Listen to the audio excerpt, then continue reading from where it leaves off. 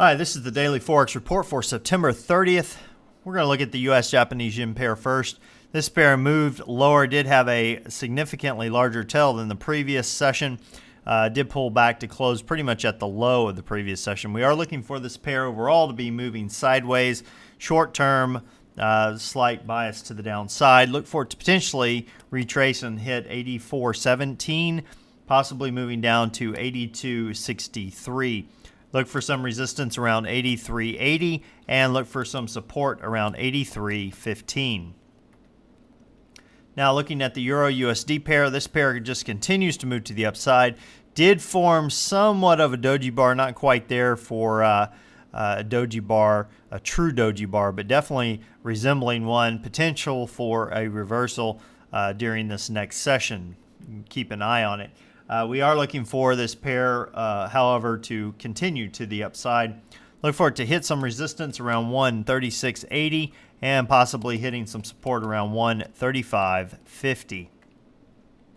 Now the pound US dollar pair, it's pulled back, did make a new high during today's session, but did pull back and close lower. We are looking for this pair to overall continue to the upside, but short term definitely moving sideways. Look for it to potentially go as high as 16007, possibly as low as 155.89. Look for some resistance around 158.50 and look for some support around 156.50. Now looking at the US Swiss, this pair pulled back, broke through previous lows, but did pull back to close higher. We are looking for it to start moving sideways overall. Look for it to potentially go as high as 0.9894, possibly as low as 0.9638. Look for some resistance around 0.9875 and look for some support around 0.97000.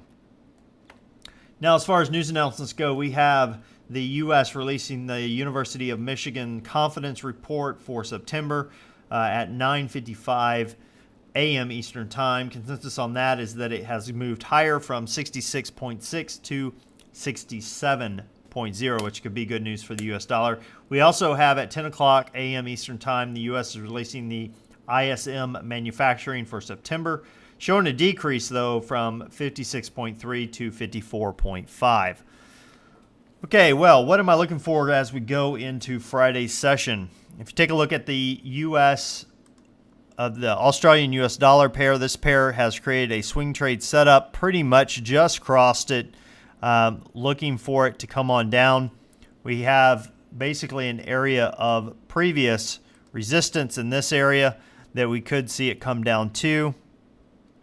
So taking a short, looking for it to come down to this point, and then looking to exit. It's about a 40 pip move or so.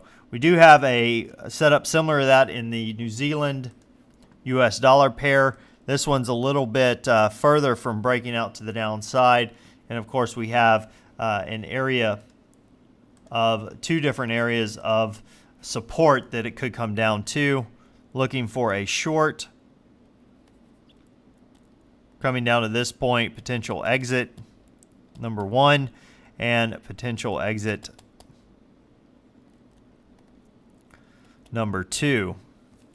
What that looks like from a pip standpoint, get a breakout to the downside, about 50 pips, and then down to about 90 pips. Currently, that'd be a move of about 80 total to get to this first area that we're looking at. Well, that about wraps us up for today. Until next time, this is Jason Fielder. Good trading.